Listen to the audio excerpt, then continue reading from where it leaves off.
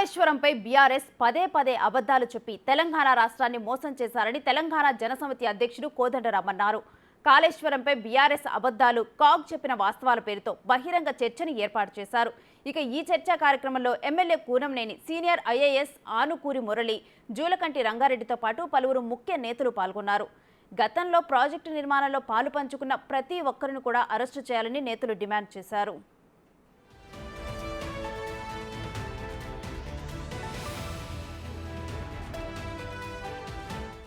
పిల్లర్లు కాదు, 3 వ్యవస్థలు కుప్పగోలిపోయినాయి. మొదటిది 1,00,000 కోట్లు ఇప్పటివరకు ఖర్చు పెడితే 87,000 కోట్ల రూపాయలు అప్పు తీసుకొచ్చిండ్రు. ఈ 87,000 కోట్ల రూపాయలు 8 నుంచి 11% వడ్డీకి తీసుకొచ్చిండ్రు. వడ్డీ కట్టడానికి సంవత్సరానికి 25,000 కోట్ల రూపాయలు ఖర్చు అవుతాయి. ఆర్థికంగా తెలంగాణ రాష్ట్రం అనేది సంక్షోభంలో చిక్కుకోవటానికి కాళేశ్వరం మూల కారణం. అందుకని కాళేశ్వరం అనేది మొట్టమొదట ఇది కూలిపోవటానికి, ఆర్థిక వ్యవస్థ కుప్పగూలటానికి కారణమైంది. రెండవది, మొత్తం పైసలు రాష్ట్ర ప్రభుత్వం కాళేశ్వరంతో పాటు కట్టవలసినటువంటి కృష్ణానది ప్రాజెక్టులన్నింటినీ పెండింగ్లో పెట్టింది. అటు కృష్ణలో నీళ్ళు వచ్చే ఛాన్స్ లేదు, ఇటు కాళేశ్వరం నుంచి నీళ్ళు అందే అవకాశము లేదు. కాళేశ్వరం నుంచి 4 ఏళ్ల కాలంలో 97,000 ఎకరాలకు మాత్రమే నీళ్ళు అందినాయి. ఇంకా అంతకు మించి 1 ఎకరానికి కూడా వాళ్ళు నీళ్ళు ఇయ్యలేకపోయినరు.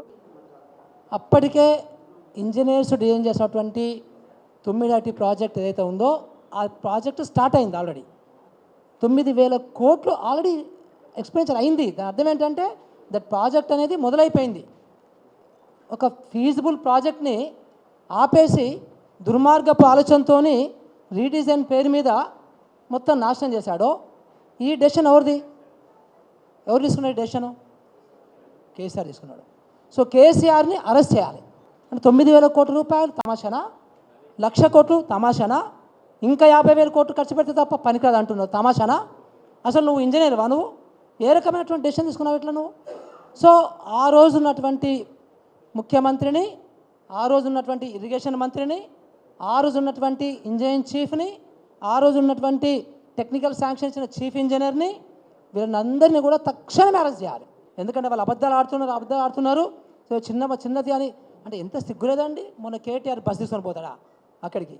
ఏం చూసామని బస్ తీసుకొని పోయి అక్కడ ఎట్లా కూలిపోయింది, ఎట్లా క్రాకులు వచ్చినవి, ఎట్లా ఈ ప్రాజెక్టు చెత్త అయిపోయింది అనేది చూపిస్తామని తీసుకుపోయండి అక్కడికి. అంటే ప్రజలకి మనము చెప్పాల్సిన అవసరం, రిపీటెడ్గా చెప్పాలి. వాళ్ళు రిపీటెడ్గా అబద్ధాలు ఆడుతున్నారు, మనం కూడా రిపీటెడ్గా మీరు దొంగలు అని చెప్పాల్సిందే. తెలంగాణ రాష్ట్రం అభివృద్ధి కావాలి, తర్వాత భూములకు నీళ్లు రావాలంటే తక్షణం నిర్ణయం తీసుకోవాలి.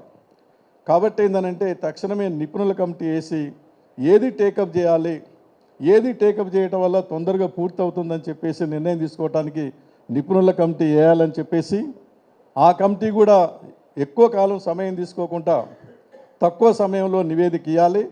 వాళ్ళు నివేదిక ఇచ్చినాక అఖిలపక్ష సమావేశం జరపాలి. గవర్నమెంటు, ముఖ్యమంత్రి గారు అఖిలపక్ష సభ్యుల అభిప్రాయాలు కూడా తీసుకొని ఫైనల్గా ప్రాజెక్టు టేకప్ చేసి దాన్ని త్వరితగతిన పూర్తి చేయాలని చెప్పేసి మనం ఈ సమావేశం నుంచి మనం సూచన చేయడానికి కూడా మనం ముందుకు రావాలనేది నా సూచన. ఇక రెండోది ఏంటంటే జరిగిన నష్టానికి బాధ్యులు ఎవరు? వాళ్ళ తాత జాగీరా? వాళ్ళు ప్రజలు ఓట్లేసి గెలిపిస్తే అడ్డగోలుగా 1,000 కోట్ల రూపాయలు తినటానికి, దుర్వినియోగం చేయడానికి ఎవరిచ్చారు వాళ్ళకి హక్కు? చాలా చాలా అన్యాయం, దుర్మార్గం అది. కాబట్టి జరిగిన నష్టానికి ఎవరు బాధ్యులు? ప్రభుత్వం బాధ్యత. అప్పుడు అధికారంలో ఉన్న ప్రభుత్వం, ముఖ్యమంత్రి గారా, ఆ శాఖ మంత్రి, తర్వాత ఆ శాఖను చూస్తున్నటువంటి ఇంజనీర్స్, ఈఎన్సీ కానీ, లేకపోతే ప్రిన్సిపల్ సెక్రటరీ కానీ, వాళ్ళందరినీ కూడా బాధ్యులు చేయాలి. అది నిర్మాణం చేసిన కాంట్రాక్టర్, ముగ్గురు బాధ్యులే.